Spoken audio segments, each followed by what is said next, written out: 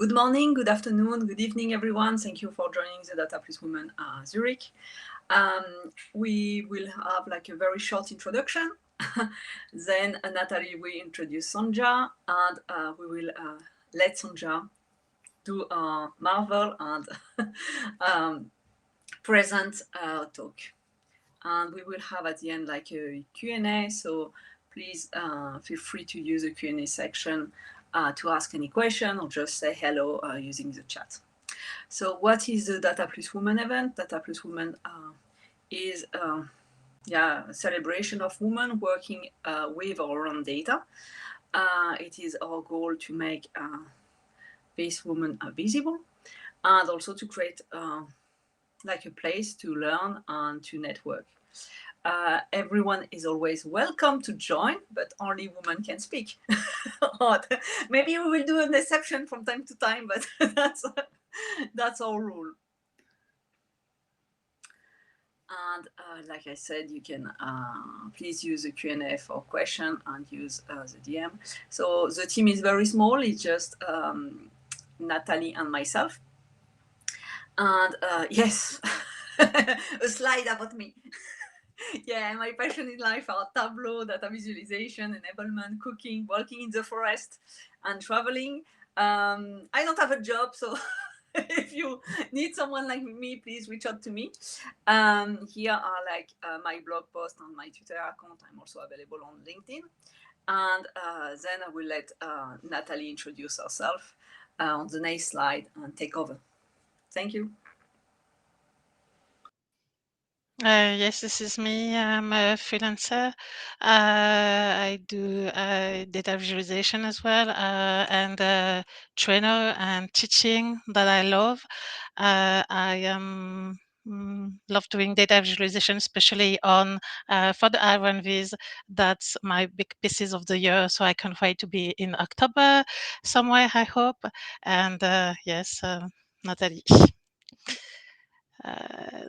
Then I do it. Okay. So about this event, well, you just have to relax. The event, as you know, is recorded. So if you say, it's going to be recorded. We will email you the materials and the links of the recording, and you can follow us on social media and Data Zurich. And for this event, you had to register in Bevy so to receive notification for our next event. So I think we're almost all set up for today, where we are really excited to have Sonja today, our data muse. She's a data illustrator and founder at Studio TERP based in Netherlands. She has a background in landscape, and she collaborates with top clients as Scientific American, Philips, and Dutch government, and so on. You have all the information on our website, studiotep.nl. She received the Gold Award of Information is Beautiful for View on Despair, and she really well known for her love of experimenting with shape and the style, where she blends data with always a human approach, and where she can create data stories that inform the mind and just move and connect to the earth. And a little special touch in this introduction. While you don't know Sandra, but I presented you this for the mascara viz, which was longlisted at the Information is Beautiful. Well, that was part of my class for the past few years. Not this year, but the past few years, you were here with mascara, and that was a pleasure to introduce you every year to the students. So I can't wait to see your next work to bring as well back into my classes. So I can't wait to hear your talk and connect with what you want to share with us today. Thank you. So the floor is mine then. Absolutely. Let Absolutely. me stop sharing.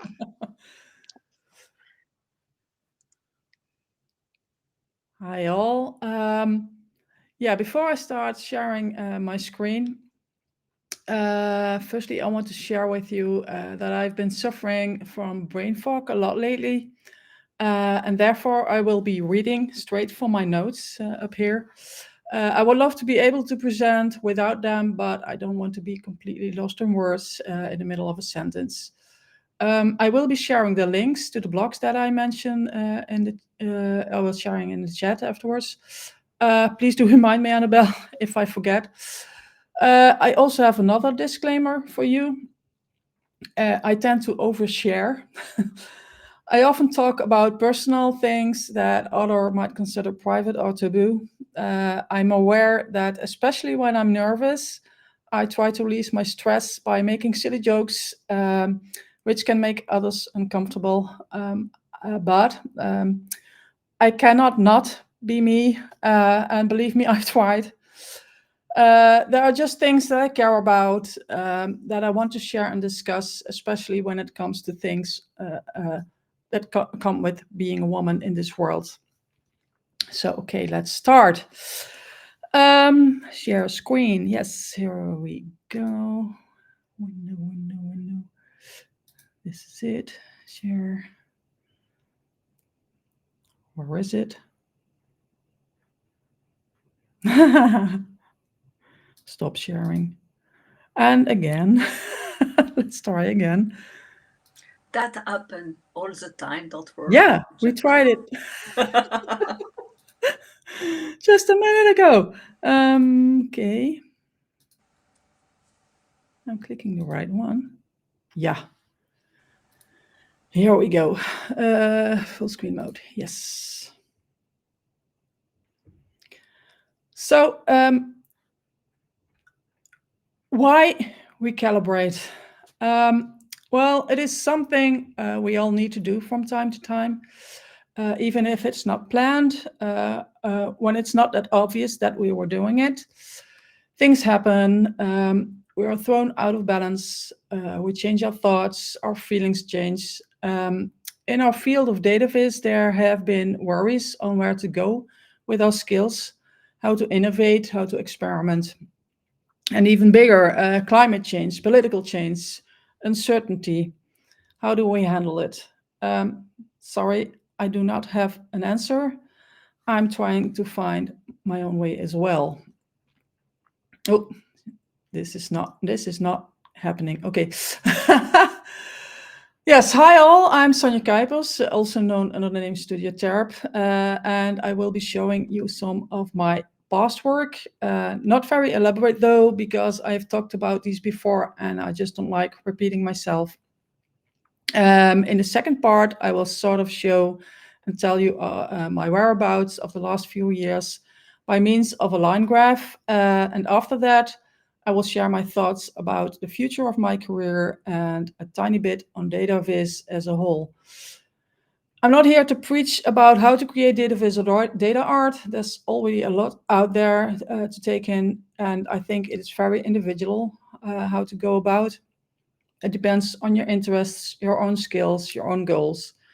I probably will raise more questions than I'll be able to answer when you ask me for advice, but I'm always open to have a chat when you find yourself at a crossroad.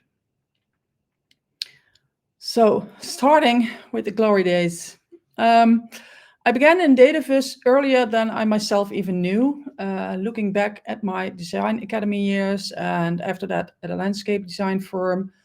I had a preference for the stages of analysis, collecting, and research. I'll be sharing some of my past projects, which you possibly have seen before, and if you would like to know more about one, please do ask me in the Q&A. So it wasn't long after I had to leave my job in landscape design. The crisis was going on, and a lot of jobs were lost back in the days. But I designed this table setting. It was for a design competition, and I didn't win. But what did happen after... Excuse me, Sonja. Sorry, we just see like the first, the title, the Recalibrate slide. Still? Oh, yes. well, I had this thing happening before. Why? I was thinking that it was just on my side, but just Bethany just Okay. confirmed that it's not. So here we still see like all tool, edit, convert, e-sign. We don't see like the full screen mode. That's weird. Stop sharing. Yeah, let's redo it again. Don't Yep, worry. yep. I can even cut this part of the recording. Share screen. What is the thing? Entire screen. Maybe I'll share the entire screen then. This one. Yeah. So now I'll go. I hopefully go to my slides over here. Yes. Yes. Now, yeah, yeah, perfect. it's going. Okay, so yeah, this is my introduction. Glory days. Here we go. This is the table setting I was talking about. I designed this like a sort of gym room with all the colored lines, how you set your table. So I designed this. I didn't win, but what did happen was that the publisher Taschen asked me if they could use my design for the cover of their infographics book on food and drinks. So that was a big yay after a disappointing thing. When I did find out that there was something called data visualization, I got very enthusiastic. I wanted to learn everything, but I only know how to create illustrations with Adobe, so I worked within my limitations. I did try to learn code, but it just doesn't fit in my brain somehow. What you see here is the data of the weather in Eindhoven. It's my city, year-round of temperatures, rain, and wind speeds. It was a visualization that got attention from several people in the field, and it was sort of the starting point of my career in dataviz. So I started reading and reading and reading all about the basics of dataviz and the aligning subjects such as statistics as well. After some small projects, I got the opportunity to work on a very big one. I got to design 3 pages full of data vizes on the composer Wagner and the Bayreuther Festspiele, which is held in Deutschland every year. There were different sets of data, and I had a lot of design freedom, which was a very great experience.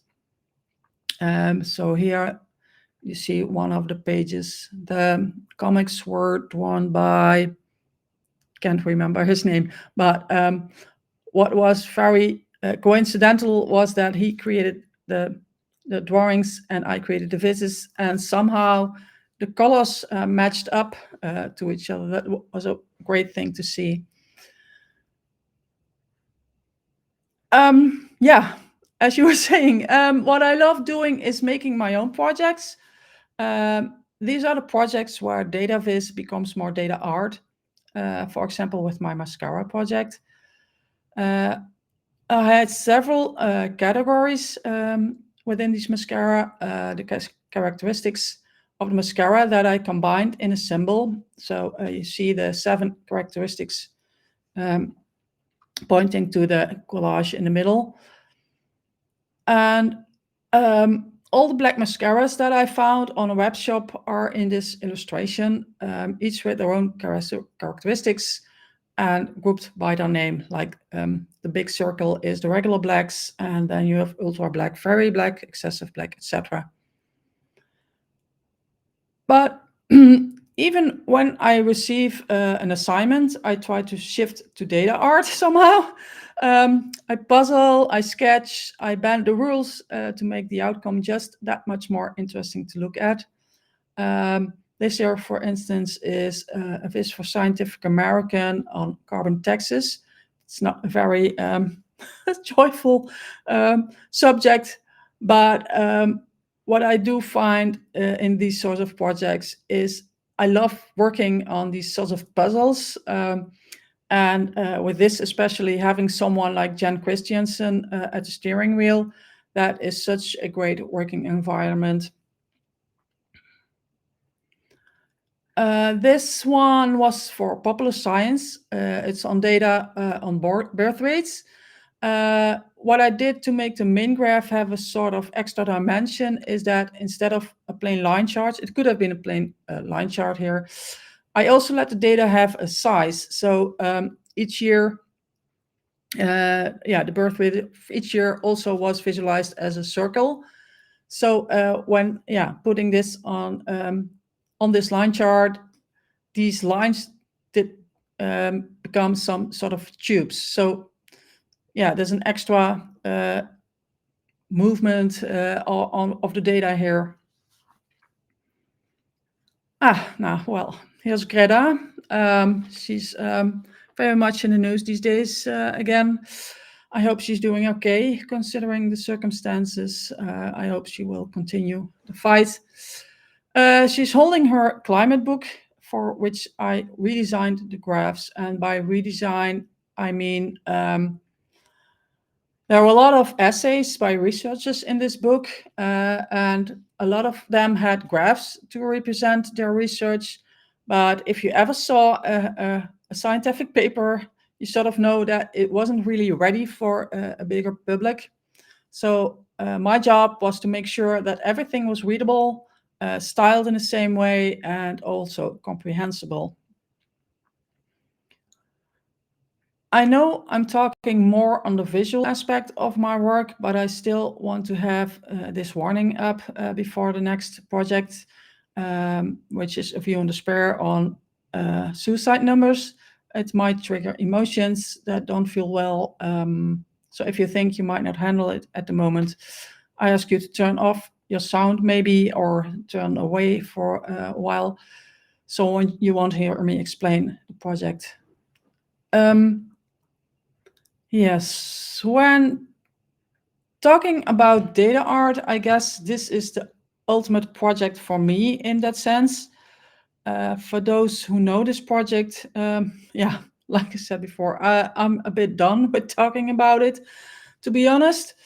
So it's not that I don't find it important. Attention to this subject is still very needed. But as I said, I don't like to be repetitive in my talks. If you do want to know more, you have a look at the project page, which I'll share after this talk. So I just want to share that the landscape you're looking at right now is built from elements that represent people that have committed suicide. The data is from the Netherlands of 2017. I wanted to create a data visualization that wasn't scary. It had some respect for the people involved, not just the people represented, but also relatives that might have a look. So I wanted this image to raise the question: what is it that I'm looking at?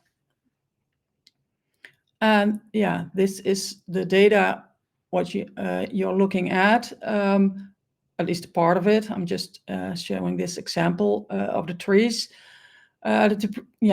The trees represent the people who hang themselves. So different trees for the different age groups. So and in the landscape, as you saw, there were buildings, lights, waves, clouds, and more, and they all represent a method of suicide. And in this presentation, the data was also categorized by the genders men and women. So I made these two panels so you can compare the sizes of the data between these two gender. While in the suicide project, the shapes were metaphorical, there's even a step up for me in the sense of creating data art. And that is what I did here. Seemingly random drawn shapes from instinctually reacting to the subjects, which are the characters in this book, The Hotel New Hampshire by John Irving.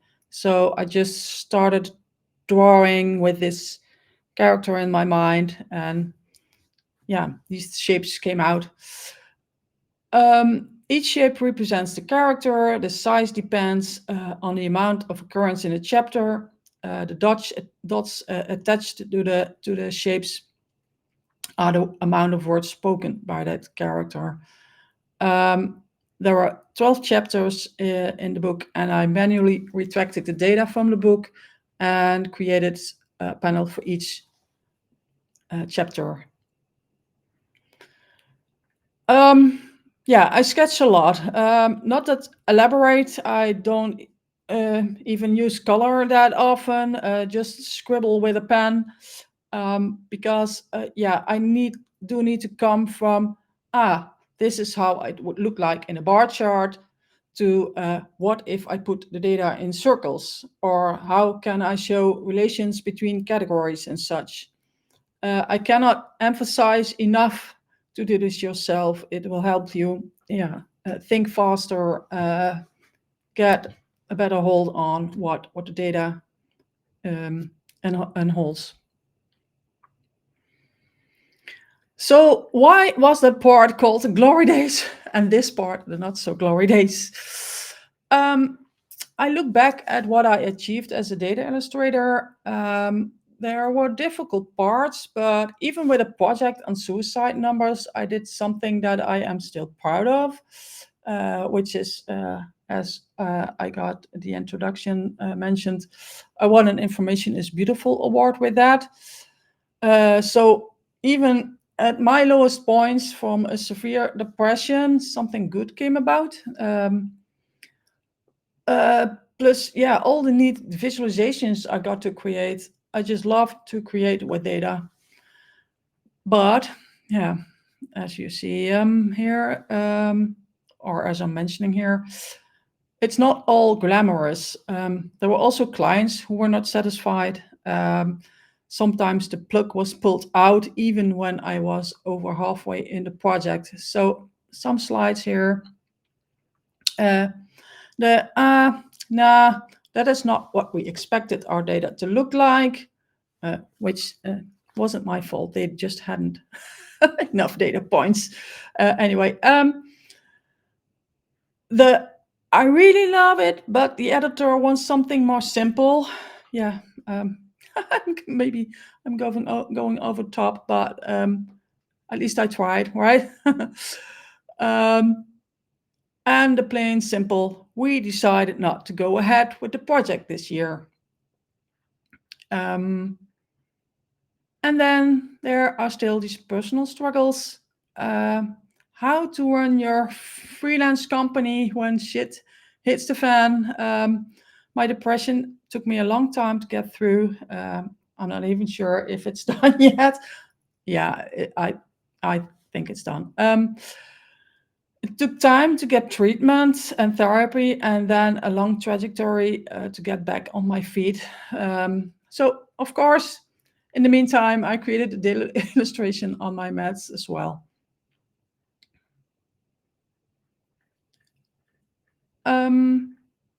And how am I feeling these days? To get a better grip on how I am these days, what I feel, how to move forward, I also poured some personal data into a graph. Why? Because all my life I've been searching where I fit in, what can explain why I most of the time feel like an elephant in a china shop. All this sadness and this big scared kid inside. I search for definitions, for labels, which explain why I do the things I do in a, to me, often messed up way. And as for dataviz, we do love them labels, right? That's our job. That's an important part of our job. Labeling to make the data comprehensive. There is satisfaction in this, relaxation, when we know what is what. That brings certainty.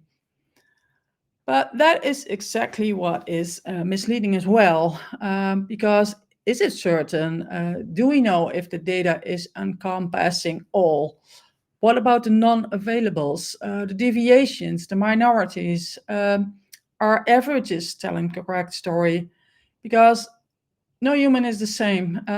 Circumstances are never the exact same. Experiences are never exactly the same. Hopefully I'm not going to offend someone with my way of putting things. I know I can be rather oblivious to certain language around identity. I'm trying to catch up with all the terminology, so sorry in advance if in my rusty ways I use a word that is not okay. Please tell me if I can do better. So, yeah, I recently read a blog by Arthur Andrews. He wrote about text as a viz. It's called data micrography. Micrography. I'm the emphasis is wrong. I will put the link in. And I like this concept very much. So I used it to create my graph. It means that the data is the text, or the other way around. Anyway, you see here a graph titled Sonja is, question mark. It is a graph on the labels that I identify with. I will show them separately in the next slides to explain the directions of the lines. The y-axis represents the level of identification. So am I maximum identifying myself with it, neutral or minimal? And then the x-axis shows my age and the corresponding years. So as you see, I was born in 1974. Maybe you can see my t-shirt as well here. I put this on purpose. So here we go. Sonja is white. Yeah, I'm a white person. I descend from a very Dutch family going back centuries of white folks. Thing with this label is it's at max, and this will never change. This label, as we all know, brings privileges with it. I never did something to earn these privileges, and I'm very aware that there are people who are misusing this label to hurt others. Sonja is female. Another label I was born with, even before I was born, I was already defined as such. Thing is, after my toddler years, or as far as I can remember, I didn't feel feminine. I got dressed as such, and I hated that. I had big fights over the years with my mother over it. I didn't want to put on dresses. And I couldn't really understand the way I was supposed to play and act. Oftentimes, I would rather have been a boy. But I grew up in a conservative environment where too much deviation from the norm wasn't appreciated. Plus, I lived in a small village. My world was small. I didn't know any better. And on top of it, I became a victim of bullying in school. So I had a hard time trying to fit in. There I was, looking like a boy. I felt more comfortable hanging and playing with boys. People often mistook me for a boy. I got harassed for it, and that continued way into my 20s. What I want to show here is that labels are a construct, because the way I felt about myself didn't always align with how others saw me, how society wanted to label me.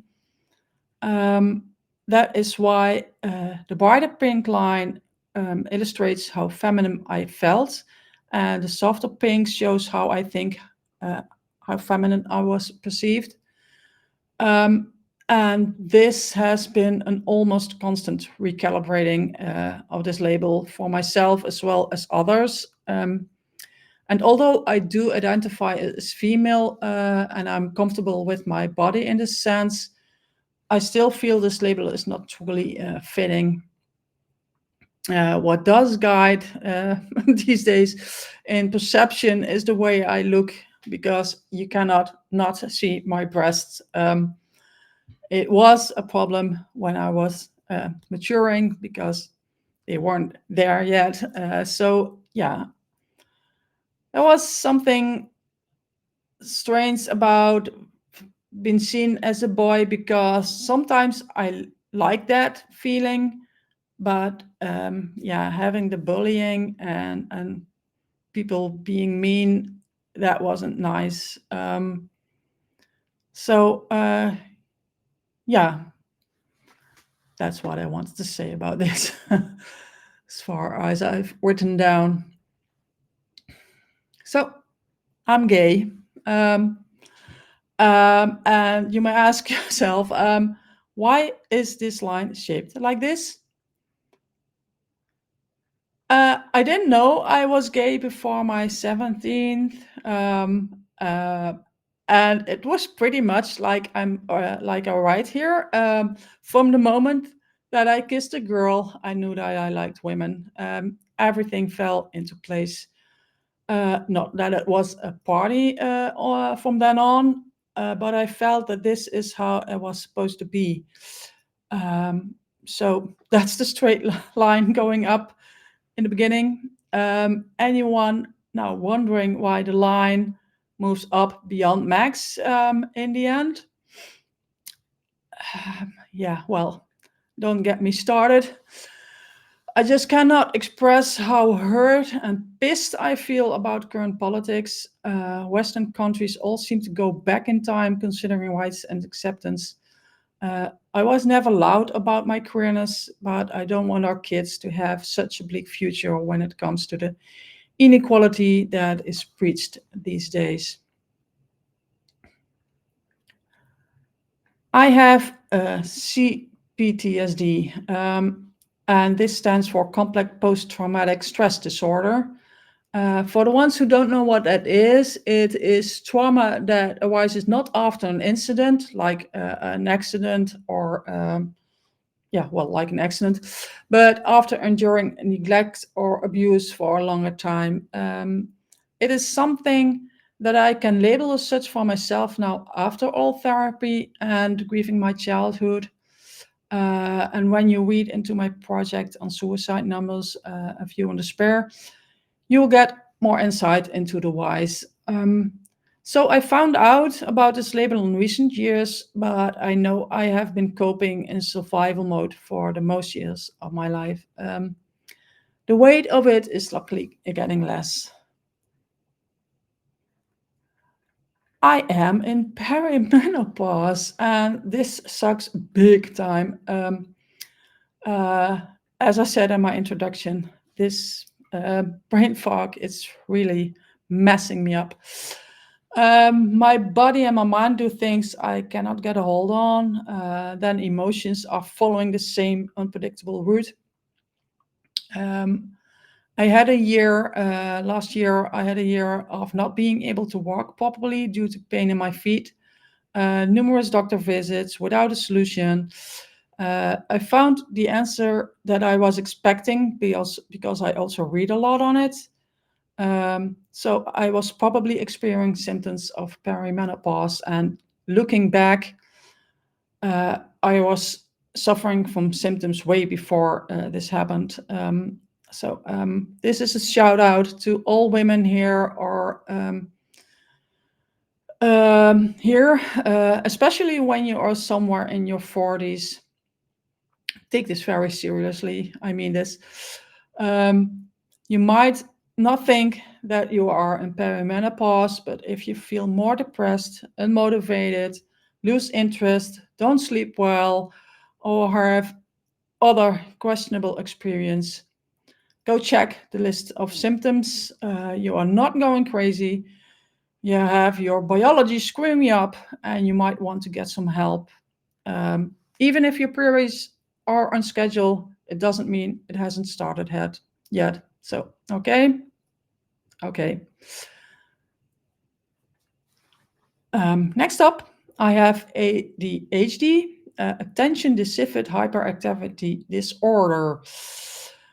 A lot of self-reflection, a relationship not going great, the why can't I just be better at planning, and a lot of other why can't I just, plus the bells that started ringing while reading into neurodiversity. I talked with several people as how they saw me, and I decided to go get a professional opinion. I was on a waiting list for a year, and then I got tested in December last year. Turns out I have the combined type of ADHD, which means hyperactive mixed with inattentive, like so many women do. And of course, looking back, I was that quirky girl staring out of the school window, collecting and drawing butterflies, seeing butterflies everywhere, pointing in out. I was sensitive for moods, quickly overwhelmed. I was called oversensitive a lot. And sure, as a true ADHD person, I now realize I've been putting this presentation together last minute. That is how I roll, apparently. And right, so this is the devil. I am experiencing the perfect storm, so to say. And this is what is also known more recently, researchers in this appearing. Women get diagnosed with ADHD later in life, at my age more often. I've just turned 51. Because menopause screws with your hormones, and all symptoms of ADHD get more severe and can't be masked anymore. So, yay! And what I wanted to show with this is the forced rigidness of it all. There's not much room for uncertainty. We all want to know where, how we belong. There are structures, a society with rules. We need the guidance of how we are supposed to live together. There is no linearity in my life, nor yours. Things happen. We are thrown out of balance. We change our thoughts, our feelings change. And like I said, bigger climate change, political change. There is constant recalibration needed in the big lines as well as in the details. Call it editing, call it feedback, call it trial and error. I can change certain things, but others not. In the end, I'm still Sonja. One thing that I'm still sure of is that I'm a data illustrator. But what to do next then? I posted on LinkedIn about this talk, and my ex pointed out to me that I made a typo. Hell instead of tell. So could this be that my unconsciousness wants to show me something? I really hope not. Well, not this. I thought about talking on what Moritz Stefano and Shirley Wu have been blogging about, the state of dataviz at this moment. They see that we as creatives in dataviz are at a plateau. Where are we heading with our field? Are we becoming redundant with AI breathing in our necks? There are others who have replied to the blogs of Moritz and Shirley, like Jonathan Swabich, who is telling us that experimentation and innovation is still happening, but that we have to look in different ways and in different places. I have all sort of thoughts on it, and these change by the day, maybe, probably. But I do not have enough knowledge of the field. I think for me, it will take a while before I can have a better view on my directory again. I could say my glory days are done, considering dataviz. I feel the plateau, and I need more time physically to get back in there. Motivation is something I am waiting for to get back. I do know I will get it back because I still feel a fire burning underneath. I just need to recalibrate. What I also feel, and I think it's not talked about enough, we all have to present ourselves like we already made it, or be a bit of how do you say that, nuchter, like, yeah, well, I don't care that much. But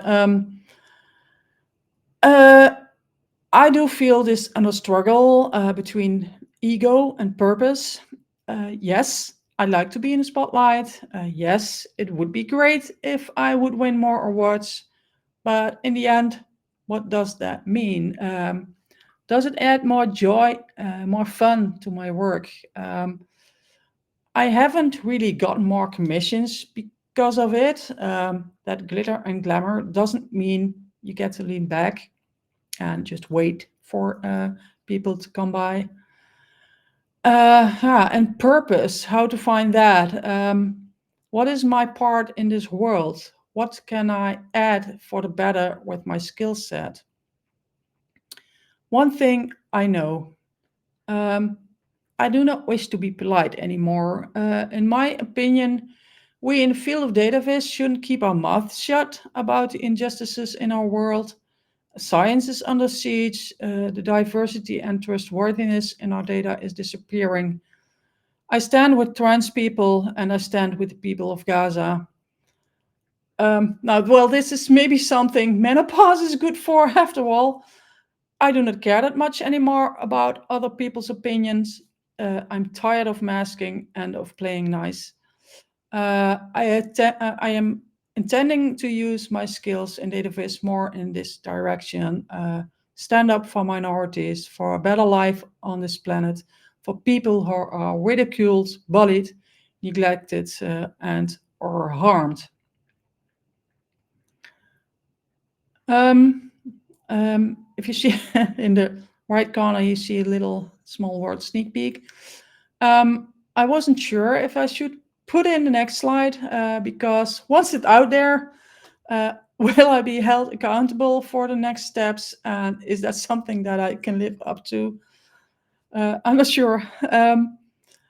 But I wanted to let you know that I'm not done.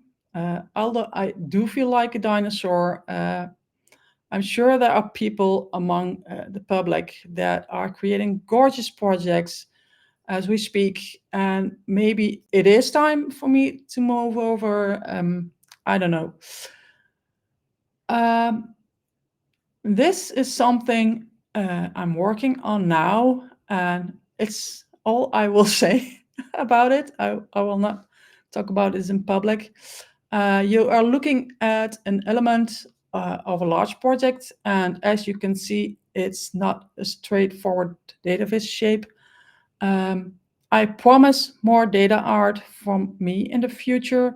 I'm not sure though when or how. And although I'm a bit done with labels, if I could add one more to my collection, I hope it will be this. And with this, I am ending my talk. Hope to discuss what I brought up and hope, yeah, maybe you have questions for me. I will be putting in the links of the blogs and putting in where you can find me uh, on social media. So I'm gonna stop sharing now. Thank you very much, Sonja. That was very, very cool. I ask our audience to put some question for you in the Q&A. We will wait for that. I was yeah, I really love your presentation. You said that you put that at the last minute. I wish I can put like this kind of presentation on the last minute. It's very, very cool. And I really love like the way you present yourself with the different graph and everything. And yes, I think that we should have a talk together because definitely I have like some similar experience than you. I have a question, waiting for other question in the chat. How do you maybe you can share how do you select the color? I'm always struggling to select like a good color combination. Maybe you can share with our audience for one project in particular. You don't have to go to all your projects. Yeah, well, yeah, that makes me curious now because I never heard from a client or from something that I created that I had chosen wrong colors. I don't know. But yeah, well, this is the thing. I come from a design background. I have been taught in colors, the way you use colors, and that is where maybe, yeah, I've learned a lot about it, but to me, it still feels more like intuition to me personally. I must say, when I start a project, I create a board with inspirational images. Could be anything from fashion to um, art, photography, you name it. And often I just pick colors from these images, which then, of course, they get edited, because the difficulty in our field is the how do you say that? To have the right balance, because we could pick colors beforehand, but then something turns out way bigger than expected, and then yeah, your balance is off. So it's always, yeah, trying to find which color goes best. And that's maybe the only advice I can give. Just, yeah, try, yeah, make a mood board, pick from there, and see if it fits with the data. Yeah, I hope that answers a bit what you. Yes, of course. Do you want to take some question, Natalie? We have one Yes, in the chat. Sonja, thank you very much for your presentation. It was, I think it resonates for a lot of women. And this is saying what everyone's thinking, but nobody kind of taking the courage to say it. So thank you for that. And we can see that a lot of your project, your personal project, are on the social fight, or I would say fight, because I think we need to always stand up for the ideas and the peoples and the things. So I think my question, well, before asking my question, I have something else to say. Is I think the good news in all of that is, if we look at the curve of happiness, we are at the bottom of it now, and normally it should go up. No. And I think this is something that was presented earlier on the view of despair as well. And my question would be, on all your project, what is the one that looks like more, or that take more the knowledge from your background in landscape designing?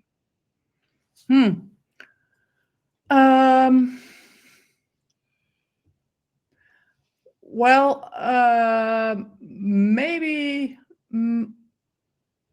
it's because the experience I have with layout and presentation a lot there.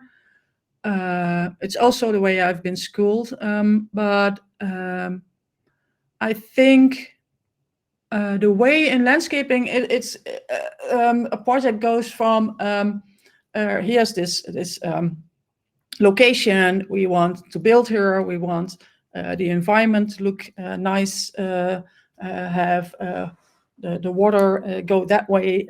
What problems like parking always there, and so you have to go visit that site and analyze what is there already. What are the great views? What are the routes? What are the public transport? What is there? Things like that. You have layers and layers and layers of information, even underground, because you cannot just put a tree somewhere when there's sewage going, stuff like that. So So Yeah, the multiple layer that you bring is what you think you bring from this background, and this is what we yeah, can see with your labeling. You show the labeling. This is a finished state, and then you show us all the different layer that yeah. came into the view. So yeah, okay. Mhm. Thank you for your answer. I think we have a question in the Yeah, um, I don't know if you can read yeah. I the read it. chat, Yeah, or maybe you can comment on it, or yeah, yeah. Hi, uh, Michiel. Yeah, that's that's some question. yeah. Uh, Less experimentation. I think it's also AI that's at play here, because I think, to me personally, I feel a bit thrown out of the field with all going on. So where do we stand? Where do I fit? Yeah, are there companies looking for me still? I'm not sure. It's been less. Data feminism, yeah, it's been talked about for maybe 10 years now, or I'm not sure when the book came out by Lauren and what's the other writer again? Yeah, and of course, there's this other book. Names, right?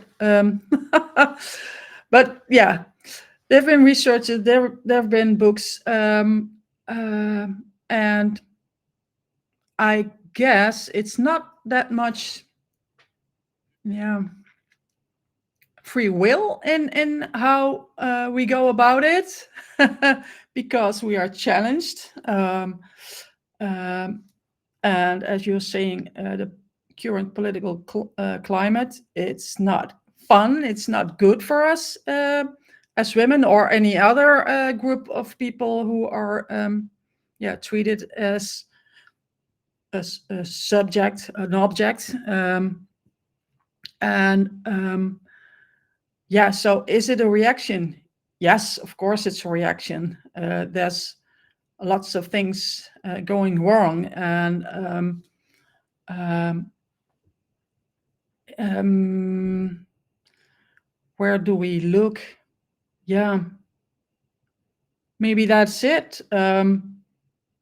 Me myself, I'm trying to yeah, do better things with what I can do. So I'm reaching out to small companies or institutions that are doing good for other people. If I can help them with their annual stuff like that, small things. But I do know that they don't have the money, so yeah, I want to help out.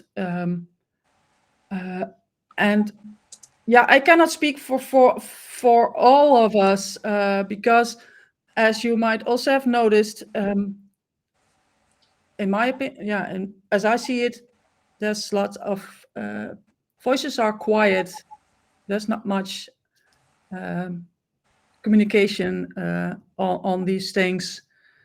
I know that outliers going on right now, and last week there was this conference in Sweden, no, Norway, where was it? Finland.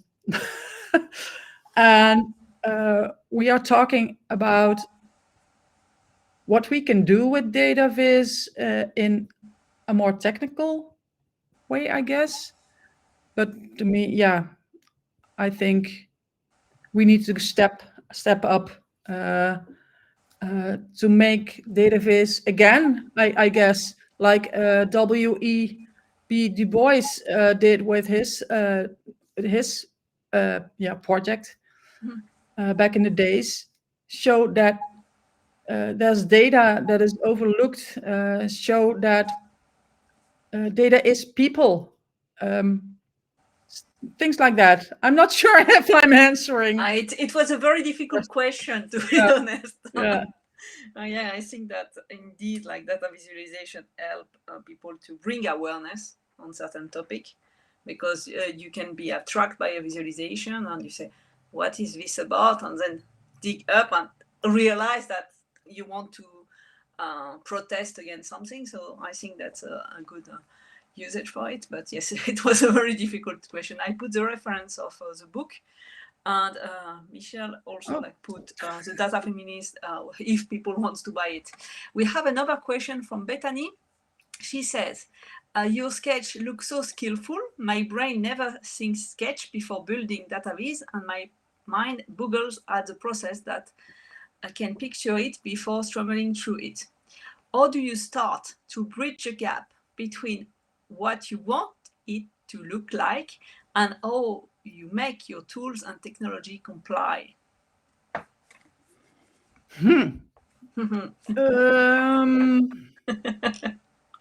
You can take 1 minute Yeah. to think about it. Yeah, tricky one.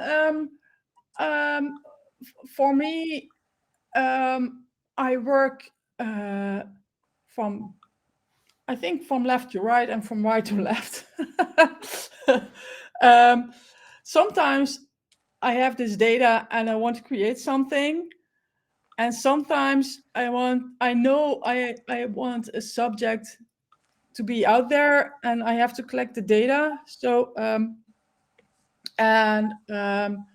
as I've mentioned, I just know this tool, Illustrator, Adobe Illustrator. Yeah, I can do a bit of Excel. I can do a bit of other things.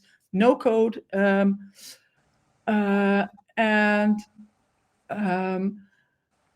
yeah, you might have seen this presentation. I did some things in there, the Glory Days slide. That was something new to me, but I was very happy to do that. These bubbly letters.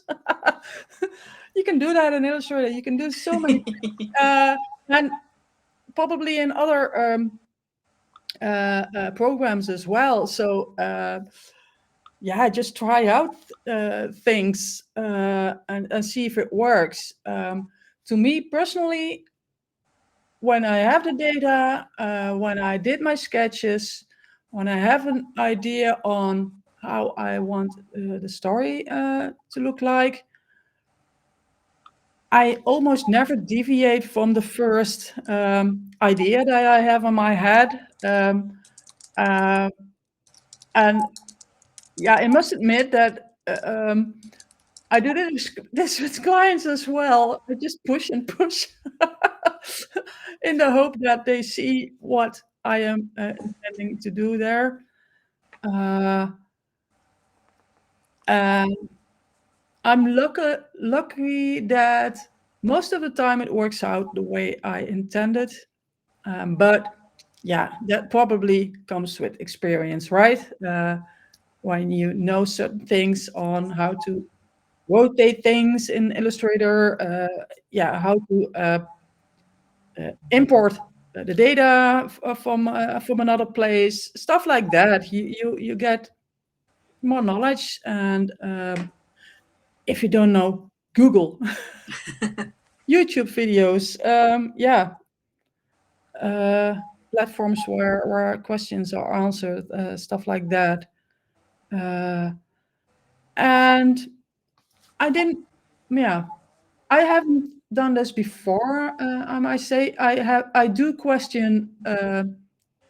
I do bring on questions on other things to people in our field, but you might as well ask someone how you do a certain thing. I know you can. Yeah, people are always eager to help you out. That's good on their ego.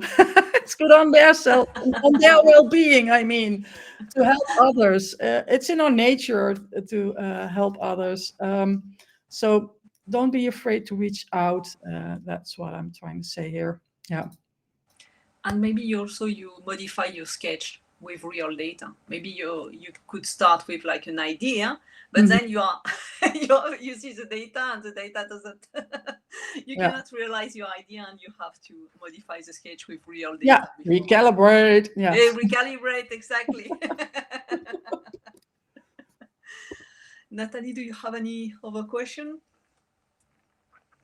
No, not on my side. No. Let me share again the screen. Again, thank you very much for your presentation. Thanks all of you for coming to this presentation. And of course, if you would like to speak, just contact us. This year, we're making it special to data art. So please feel free to join. And I'm sure, yes, there is a LinkedIn of Sonja, so we can still contact her and ask her more questions if you want. Thank you very much, Sonja. Thank you. Thank you. Have a good day, everyone, and see you in 2 or 3 months. We will have our next speaker for September. She's just confirmed.